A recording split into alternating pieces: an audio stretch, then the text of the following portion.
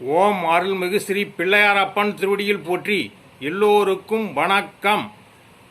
18/12/2020 வருடம் சார்வரி வருடம் மார்கழி மாதம் 3ஆம் தேதி வெள்ளிக்கிழமை சுக்கிரவாரம். சுக்கிர கிரகத்திலிருந்து வெண்மை நிறமான காந்த அலைக்கதிர்கள் வீசக்கூடிய நாள். மகாலட்சுமி சுக்கிர பகவான் அனுகிரகம் உள்ள நாள். இன்றைய சுபநாளில் ஞானகீதை தொடர்கிறது. இதற்கு முன்பு 10ஆம் தேதி ஞானகீதை பேசியுள்ளேன். சிறிது இடைவெளிக்கு பிறகு மறுபடியும் இன்று தொடர்கிறது. சந்தோஷம். சர்க்குருவே துணை. ஓம் அருள்மிகு ஸ்ரீ சர்க்குருவின் திருவடியிலே போற்றி, திருவடியிலே சரணம். ஞானகீதை 1818 ஆரம்பம். இதுவரை 1817 பேசியுள்ளேன். இன்று 1818 தொடர்கிறது.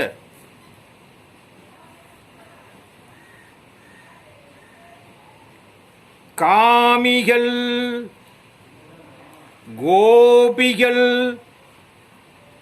பொறாமைக்காரர்கள் பேராசைக்காரர்கள் பொய்யர்கள் கொலை புரிபவர்கள் மற்றும் அதர்ம தொழில்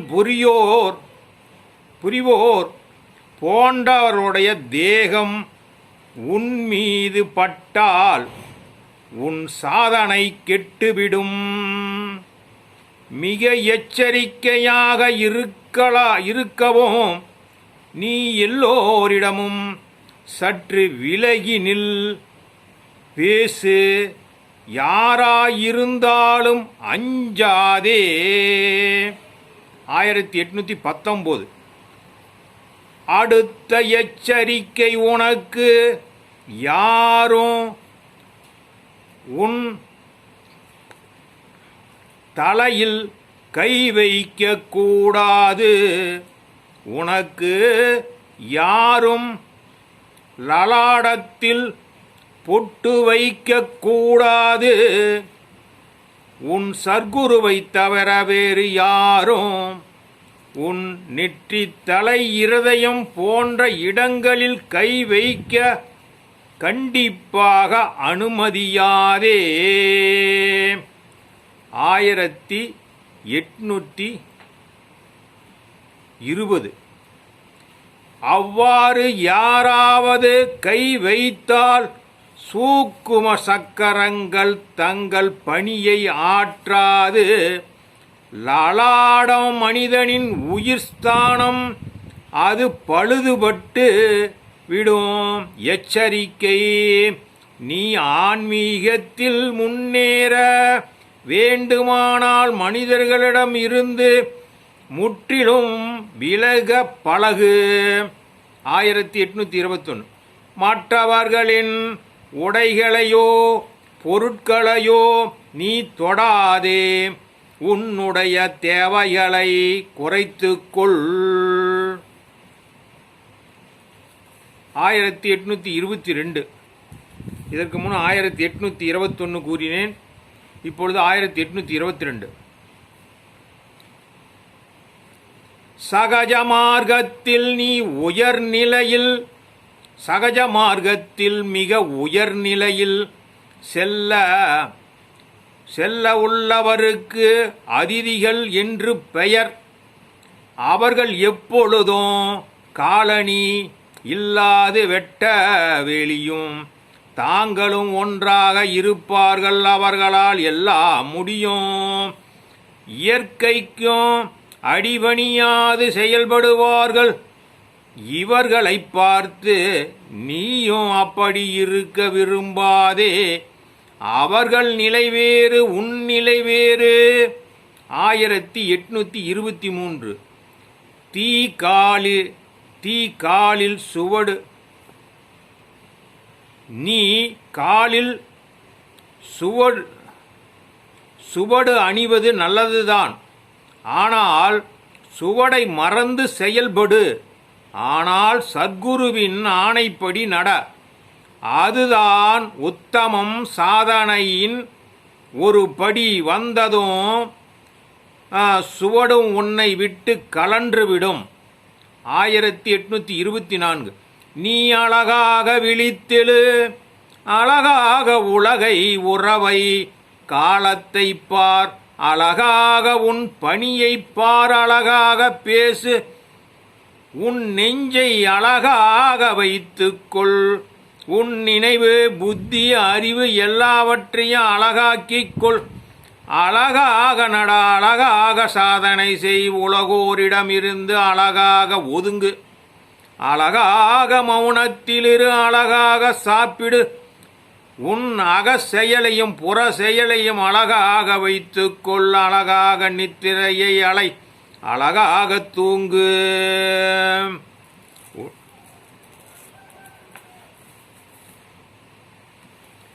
உன்னால்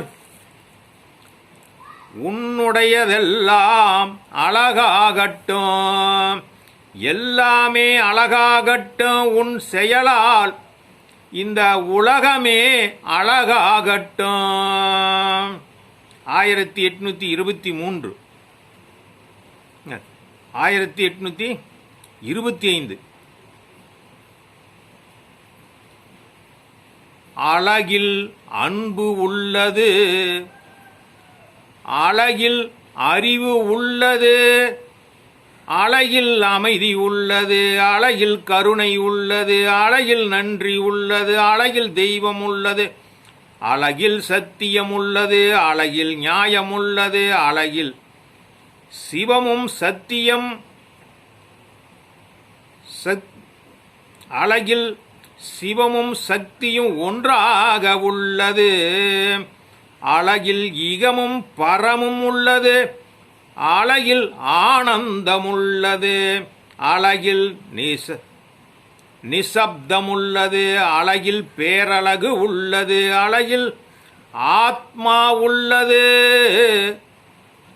அழகில் தவம் உள்ளது, அழகில் முக்தி உள்ளது, அழகில் ஏகம் உள்ளது, அழகில் எல்லாம் உள்ளது. 1826. இத்தனையும் இணைந்த ஒன்றோடொன்றாக கலந்து ஒன்றாகி அழகைப் பார், உன் வண்ணத்தால் எல்லாமே அழகாகும், அருளாகும், ஞானமாகும், பரமோண ஆனந்தம் அழகில் அழகாக மலரும். 1827. அழகில் அருள் உள்ளது, அது வெளிப்படும் தன்மை வாய்ந்தது, சிவத்தின் அந்தரங்கத்தில் சக்தியின் அழகு, அழகில் சக்தி வெளிப்படும். 1828. அழகில் சத்தியம் உள்ளது, அதாவது 3 உண்மைகள் நிறைந்தது, அழகினுள் காலம் ஒடுங்கி கிடக்கும், அங்கு பேரழகாய் உள்ளது. 1829. இந்த இகம் பிரபஞ்சங்கள் மிக அழகாக தோன்றியுள்ளது, பேரழகாய் ஒடுங்குகிறது, தோன்றும் காட்சியும் ஒடுங்கும் காட்சியும் அழகாக அதிசயிக்கத்தக்கது, அருள் ஞான அழகு பேரொளி எங்கும் அழகாய் பரவி உள்ளது. 1830. சக்தியின் தரிசனத்தின் போது சக்தி அழகின் பேரொளி உன்மேல் பாயும், அது உன்னழகை வெளிக்கொணர்ந்து அழகழகாயிருப்பாய். 1831. இந்த நிலையில் இகத்தை பார், இன்பமும் அழகாயிருக்கும், துன்பமும் அழகாயிருக்கும், சிரிப்பும் அழுகையும் அழகாயிருக்கும்.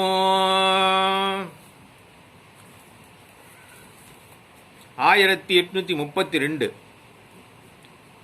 அழகின் தத்துவம் நித்தியமானது, நிர்மலமானது, ஏகமானது, அநேகமானது, விந்தையானது, அதாவது ஒன்று மற்றவர்க்கு அழகாக இருக்கும், இன்னும் இன்னொருவருக்கு அழகற்றதாக இருக்கும், அழகற்றது மற்றவருக்கு அழகாக இருக்கும் இந்த விந்தை சக்தி ஜீவர்களிடம் உள்ளது.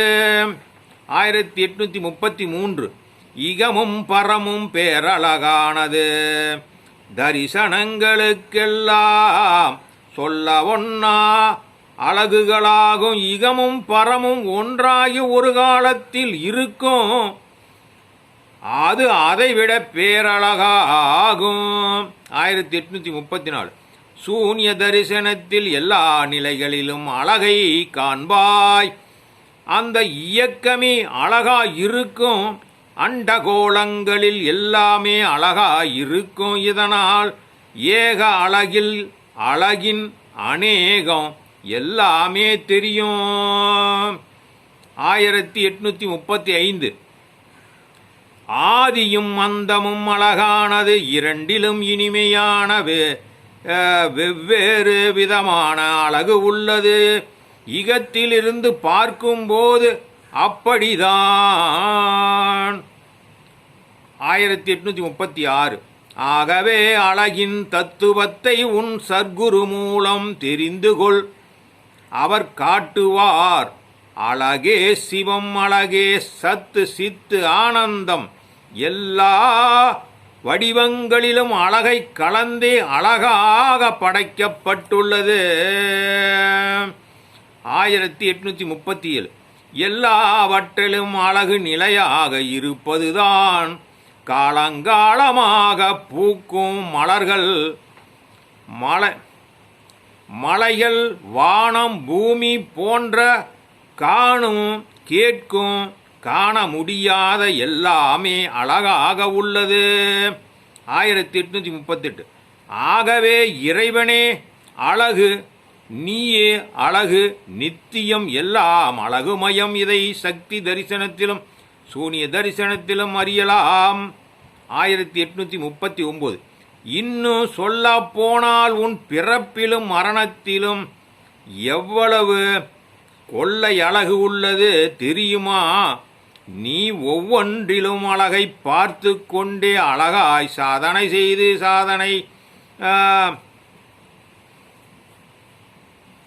சாதனை கலன்ற நிலைக்கு சென்று அழகாய் சிவத்தில் கலந்து பேரழகுள் அழகாகலாம்.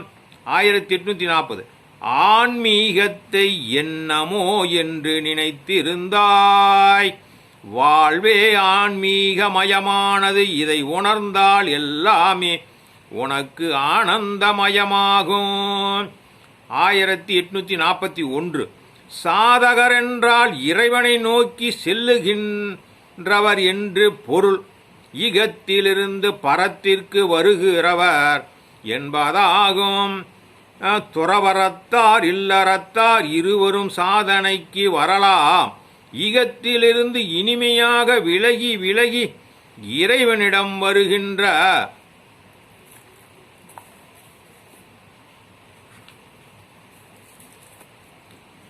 வினைக்கு சாதனை என்று சொல்லலாம். சாதனையில் செல்ல செல்ல சாதனை என்ற சொல்லுக்கு பொருள் புரிந்து கொண்டே போகும். முழு பொருள் அந்தத்தில் தெரியும். 1842 மக்களுக்கு வாழ்க்கை மதிப்பிட்டு தெரிவதில்லை. மக்களுக்கு வாழ்வை மதிப்பிட தெரிவதில்லை. வாழ்வை சமநிலைக்கு கொண்டு வந்து வாழ்விக்க சக்தியை மெய்ஞான நிலையை அடைய பணிபுரிய வைக்கவும் தெரிவதில்லை. இகத்தோர் குழப்பத்திற்கு அதிபதியாக உள்ளார்கள். ஆகவே வாழ்வை மதி, பர உணர்வோடு அன்பாக மதி, எல்லா ஜீவர்களின் வாழ்வையும் மதி. 1843 நீ உள்ளாழ்ந்து சிவத்தை நினைத்து பாடினால் உன் நாதம் பிரம்மத்தோடு கலந்து உனக்கு பிரம்மானந்தத்தை தரும். 1844 எல்லா ஜீவராசிகளுக்கும் இறைவன் சக்தி வாய்ந்த வாய்ப்பு அளித்து வருகிறார். அதை பயன்படுத்தி கொள்ள சர்க்குருவின் ஆசி தேவை. யானையை வெல்லுகின்ற வியத்தகு ஆற்றல் இரும்புக்கு கிடைக்கிறது. அந்த வாய்ப்பை பயன்படுத்தினால் யானையை வீழ்த்திவிடலாம். வாய்ப்பு காலம் போய்விட்டால் அவ்வளவுதான். இப்படிதான் இக மனிதர்களுக்கு 1845 ஆன்மீக மார்க்கத்திற்கு சுத்த துறவிகளோ சுத்த இல்லறத்தாரோ யாவரும் உகந்தவர்களே. இரு இனத்தாரும் ஆன்மீகத்தில் சென்று வெற்றியடைய முடியும். 1846 இரு இனத்திலும் இல்லாது பேதலித்தவர்களும் இரண்டு நிலையிலும் இல்லாது கெட்டவர்களும் அகக்குருடர்களும் உண்மையிலிருந்து நெடுந்தூரம் சென்றவர்களும் கொடிய நெஞ்சம் உள்ளவர்களும் சாதகர்களுக்கு தொல்லை தருவார்கள். இவ்வுலகம் இப்படிதான். 1847 இக விரும்பிகள் ஆன்மீகத்திற்கு வருவார்கள். ஆனால் தங்களுக்கு இக லாபம் கிடைக்குமா? எப்படி ஆன்மீகத்தை தங்களுக்கு சாதகமாக பயன்படுத்துவது என்று எண்ணம் வரும். 1848 ஜோதி கண்டு உச்சி வெளி சென்று உயிரையும் கண்ட தொண்டர்கள் கோடி அண்டங்கள் கோடி துறவியர் கோடி. இவ்வளவு பெருமக்களும் இறைவனை நோக்கி செல்பவர்களேயாகும். 1849 ஆன்மீகத்தை தவிர உயர் நிலையடைய வேறு எளிதான வழி இதுவரை வெளிவரவில்லை. தெளிவாயிரு, தீரமாயிரு. 1850 எந்த நம்பிக்கையும் உண்மையின் அடிப்படையில் ஏற்பட வேண்டும். மூல உண்மையின் மீது நம்பிக்கை தோன்றிவிட்டால் அந்த நம்பிக்கையில் உன் மூச்சு உள்ளது. அந்த நம்பிக்கை உன்னை அதனிடம் அழைத்துச் சென்று அனைத்தையும் சொல்லித் தந்து தன்னிடம் உன்னை ஐக்கியமாக்கிக் கொள்கிறது. சிவ நம்பிக்கை உடையோர் என்றும் சிவமாய் திகழ்வார். 1851 எல்லா வகையான துன்பங்களையும் நியாயமான முறையில் சிவ சிந்தனையிலிருந்து அனுபவிக்கும் போது அனுபவித்து முடிந்த பிறகு பஞ்சபூதங்களின் சிரமங்கள் தேகத்திற்கு இராது. தேகம் எல்லா வகை சீதோஷ்ண நிலையிலும் ஈடுகொடுக்கும் தன்மையை பெறுகிறது. 1852 அன்றாட வாழ்வில் உலகோரிடமும் உறவிடமும் ஏற்படும் நிலைகளை அடக்கி உனக்கு இறுக்கம் ஏற்படும். அந்த இறுக்கங்கள் யாவும் உனக்கு தெரியாமல் உன்னுள் மறைந்து கிடக்கும். காலம் வரும்போது அந்த இறுக்கங்கள் எல்லாம் ஒன்று சேர்ந்து படையெடுத்து உன்னை வலிமையாக தாக்கும். 1853 அத்தகைய தாக்குதலை பலமிழக்க செய்து அதன் பாதிப்பினின்றும் விலக வேண்டியது அவசியமாகும். இல்லையென்றால் உனக்கு பாதிப்பு ஏற்படும். 1854 இறுக்கம் உன்னுள் சேர்தலை நீ அப்போதைக்கு அப்போது தவிர்க்க வேண்டும். உன் சத்குருவிடம் எல்லாவற்றையும் அப்போதைக்கு அப்போது சொல்லிவிடு. அல்லது அவர் திருவுருவத்திடம் தனித்து நின்று சொல்லிவிடு. பழைய இறுக்கங்கள் போக நீண்ட தூரம் எதையும் சிந்தியாது நட. அல்லது மகான்களின் நூல்களை படி அல்லது யாத்திரைகள் செய். 1855 தேகத்திற்கு பணி கொடுத்து நியாயமான முறையில் மகிழ்ந்து மனதிற்கு தொடர்ந்து நண்பர்கள் அல்லது இனிமை பேச்சு பிடித்த நியாயமான உணவு வெளியில் உலாவுதல் போன்றவை இறுக்கங்களை குறைக்க உதவும் நல்ல நெறிமுறை. தூக்கம் போன்றவற்றாலும் இறுக்கம் குறையும், பிறகு இல்லாமல் போய்விடும். ஞானகீதை தொடரும். வணக்கம், வாழ்வுடன், மகிழ்ச்சி, சந்தோஷம், நிம்மதி. நன்றி.